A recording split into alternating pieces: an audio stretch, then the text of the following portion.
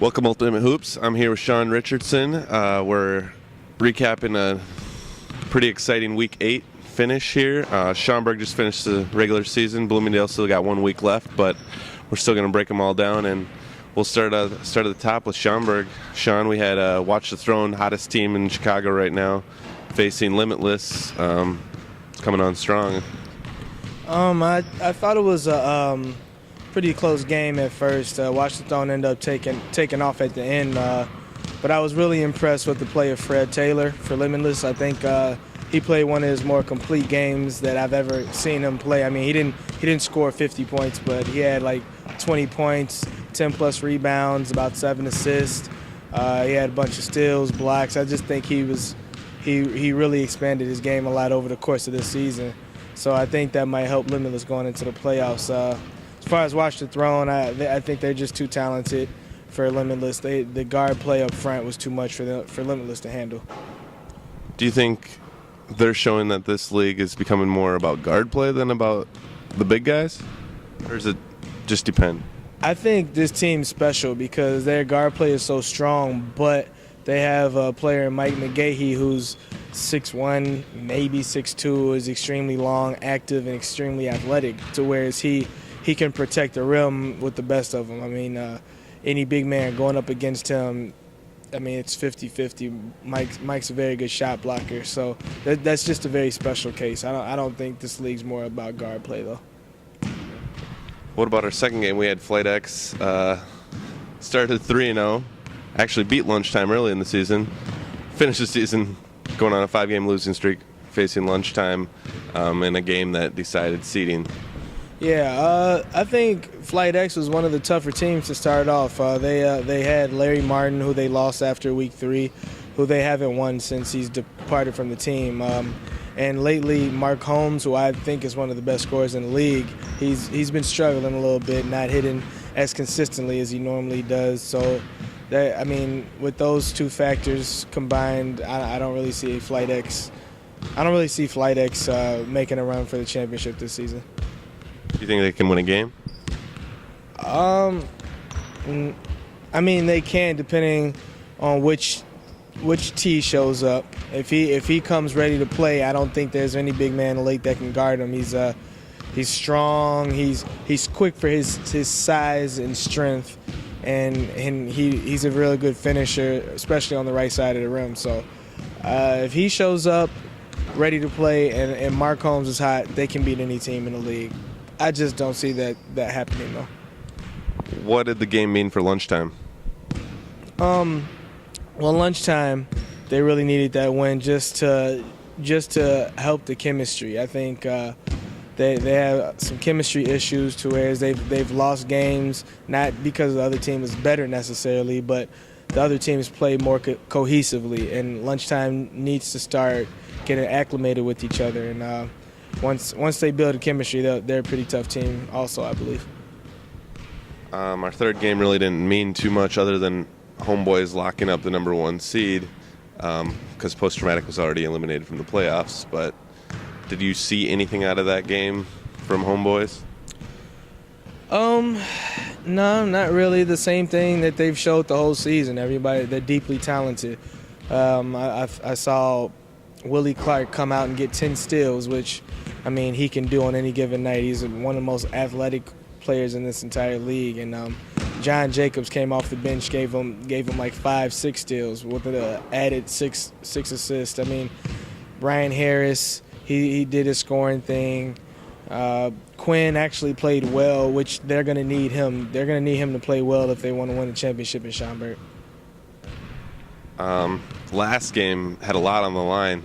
Winner goes, loser goes home. Bulls versus free balling.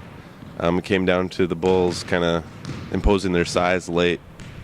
Yeah, that was a very big win for the Bulls. It kind of would have been embarrassing to get a banner the previous season and then the next season not even make the playoffs. So they're in the playoffs now. They got a chance. I think with everybody back, with Chanel Davis, Nick Cordero, they're not going to have slop this season at all. But with those two players coming back and them playing like a team. They're going to be a really scary team for anybody to face in the playoffs. Any other recaps you want to add from Schaumburg before we jump to Bloomingdale? Do you feel like there's a team that really stands out right now?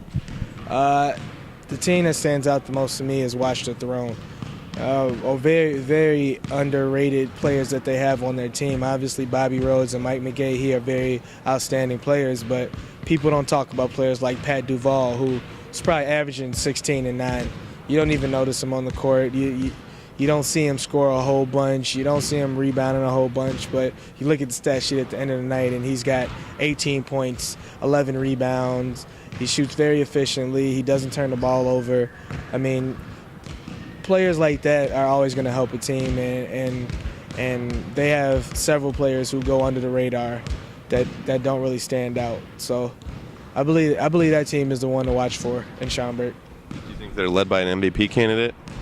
I think they're led by both Mike and Bobby. I would say Mike more so as an all-around aspect. The fact that he can block shots, he'll give you steals, assists, rebounds, score when need be, and Bobby for more of a leadership role and a scoring role, and sort of like a big brother role to the rest of the players on that team. I mean, everybody on that team is going to look up to him. He's going to be the one to take the big shot. He's going to be the one who's been selfless all season. Yeah, I mean, he'll take a seat for the worst player on this team just to build the confidence of the whole team, just to keep up morale. So I've seen him.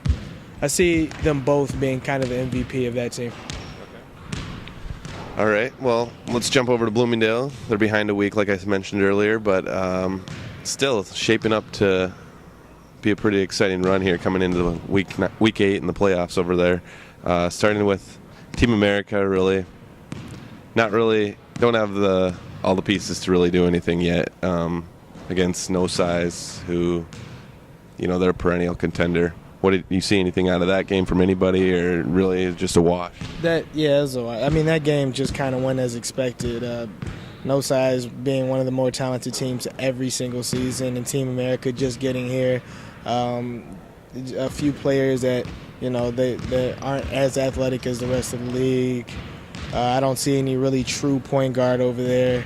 They got good hustle players, good guard Eric Shue, who I think he can be a really good ultimate hoops player. He's just a bad situation for him too.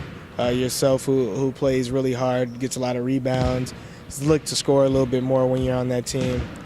I don't really see anything that positive out of Team America going into the playoffs. I think they're going to lose first round. Next game, team that really is flying, I don't know if under the radar, but people aren't giving them their props yet, and Hard Target. They're going against a very talented New Era team, but New Era is obviously not putting all the pieces together yet. I think Hard Target's a very good team because of two players in particular. One being Wayne Sears, who I think is just an outstanding athlete and player. He's smart. He attacks the hole really, really strong. He can knock down the outside jumpers. He gets a lot of free throw touches just because of the way he penetrates. And Karen, he's one of the toughest players to guard in the league, I believe. He's 6'4", 6'5", but he's not the slow big man type. He can shoot from almost half court, take bigger defenders off the dribble and drive to the bucket. He's good at rebounding. So, I mean, those two players pose really, really tough matchups for other teams, and I think that's how they're kind of getting by. Besides the fact that all of them are playing hard, and all of them play smart and unselfish. So, I mean, if you have players that do that on the team, it's always going to work out well at some point.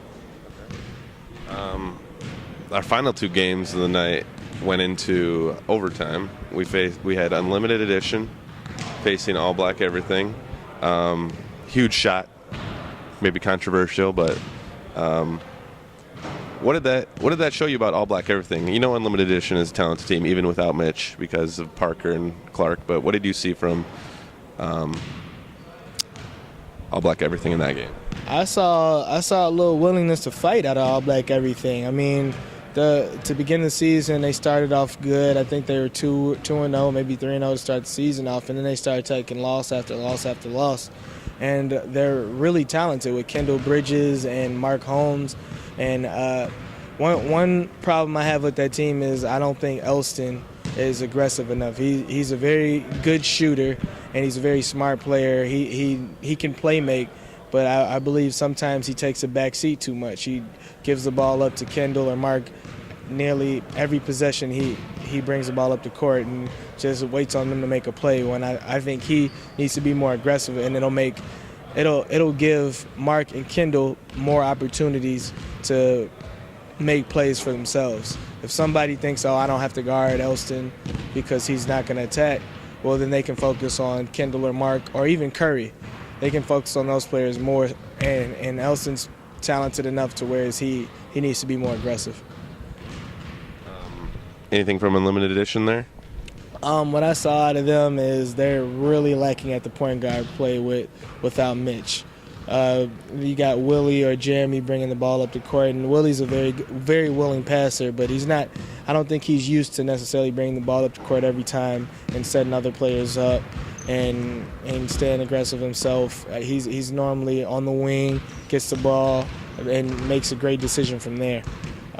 Jeremy, I'm not really sure he's equipped to play point guard either. That's why I think it showed me a lot at what they lack as far as point guards go. They don't have a good point guard on that team anymore.